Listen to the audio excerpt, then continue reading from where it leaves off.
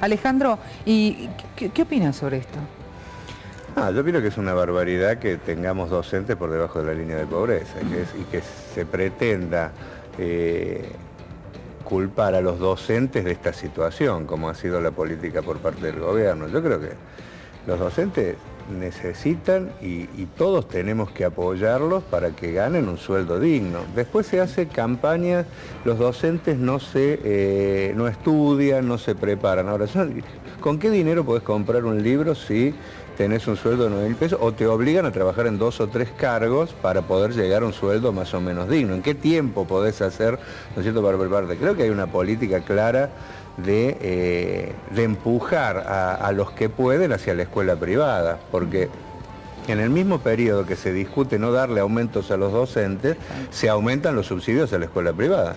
O sea, hay un aumento permanente año tras año, sí, ¿cierto?, de miles y miles de pesos que serían fundamentales, por ejemplo, en la escuela pública. Yo he presentado un proyecto en la ciudad de Buenos Aires para prohibirlo, porque creo que tenemos que entrar en el debate si queremos realmente una escuela pública, si ahí tenemos que poner los fondos o si vamos a hablar de la escuela pública, pero con toda la política que se hace, fomentar la escuela privada.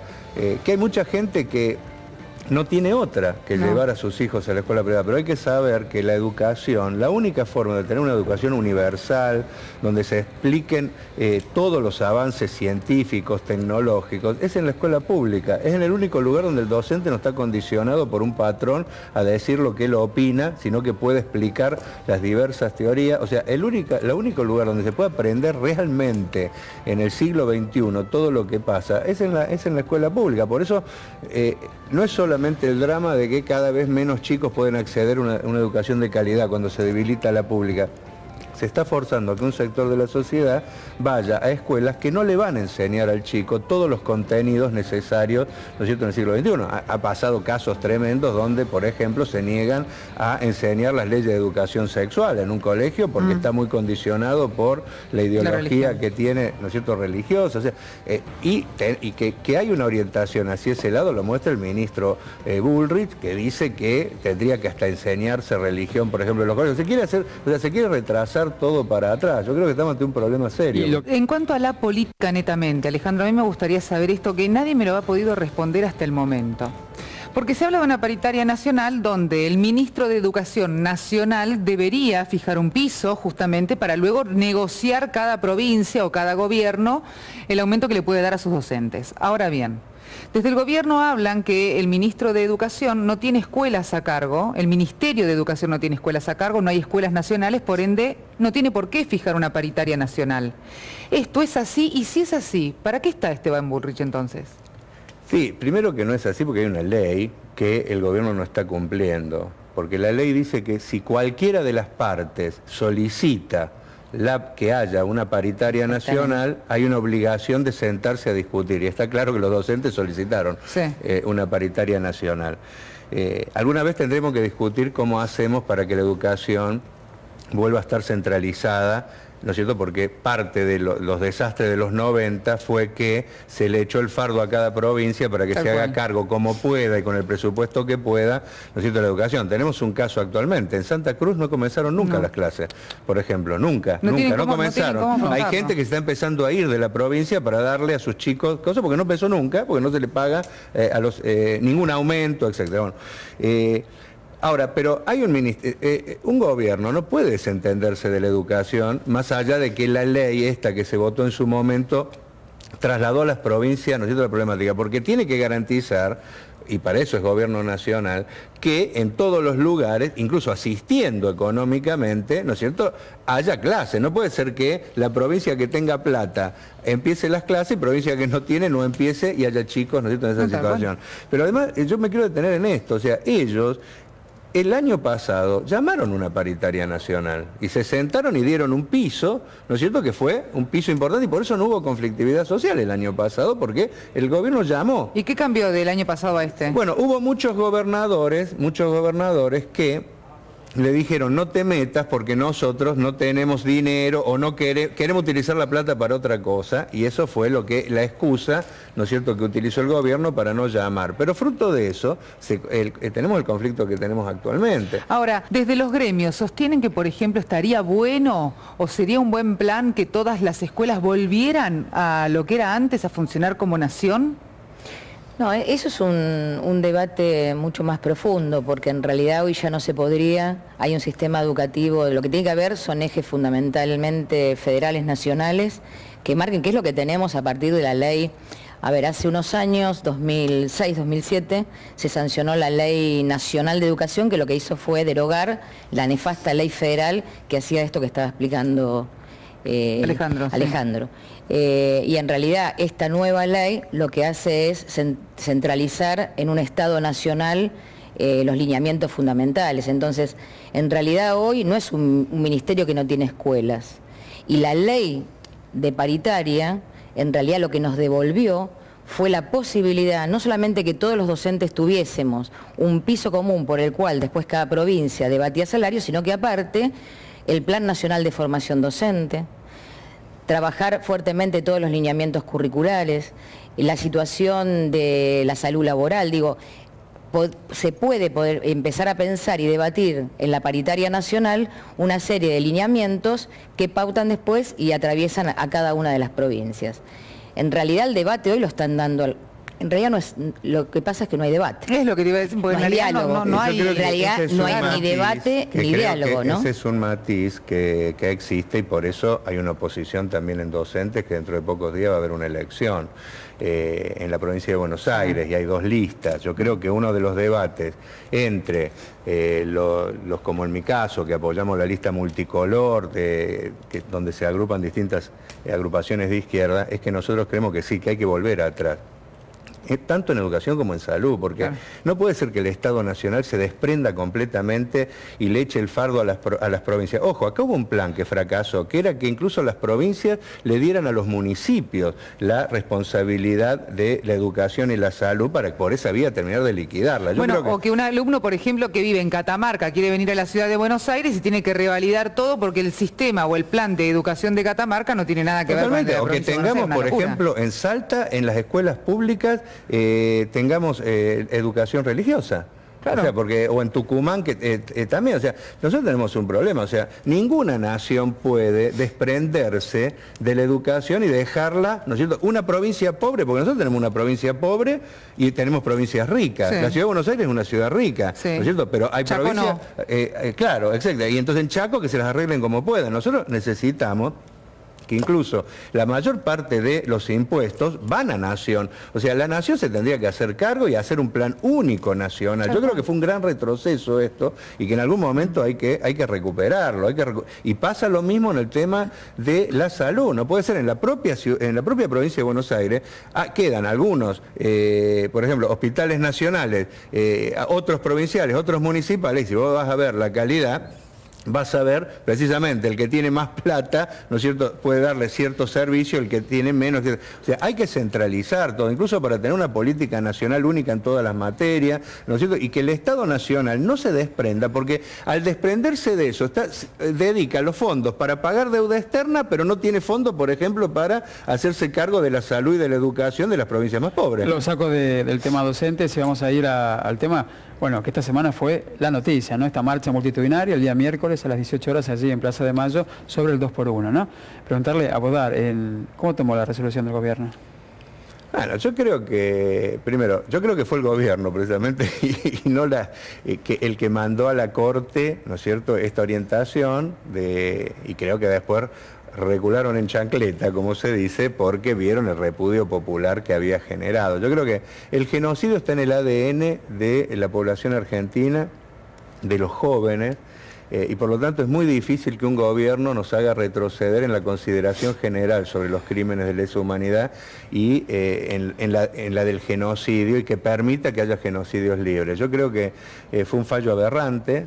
En mi caso, para mí personal, se tendrían que ir estos miembros de la Corte. Incluso tendríamos que aprovechar este hecho para discutir que de una vez por todas tenemos que ir a un tipo de elección distinto al actual de los jueces, porque yo creo que jueces como estos, que está claro que los eligió Macri, a los dos jueces que encabezaron un poquito, ¿no es cierto?, el tema de este fallo, se le sumó después una jueza que no tendría que ser jueza, porque por la edad y por la Constitución tiene más de 75 años, que evidentemente pactó quedarse, porque el gobierno no apeló el fallo, y a cambio de votar cosas aberrantes como esta. Mientras tengamos jueces que los ponen los políticos de turno, ¿no es cierto?, los gobiernos de turno, y los sacan, solo los puede sacar el poder político, vamos a tener estas cosas aberrantes. Yo creo que hay que discutir alguna vez la elección de los jueces y fiscales por el voto popular, la instauración de algo que está en la Constitución desde hace más de 100 años y no se aplica, que son los juicios por jurado, para precisamente sacarle el poder de rey que tiene el juez, discutir la revocatoria de mandato, discutir un montón de cosas, o sea, si queremos realmente avanzar en una real democratización.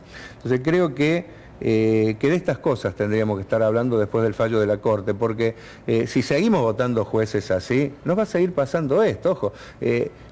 Jueces que cambia el color político y entonces se adaptan un poco, ¿no es cierto?, a la nueva realidad y votan cualquier barbaridad como esta. ¿Y pero cómo se frena eso?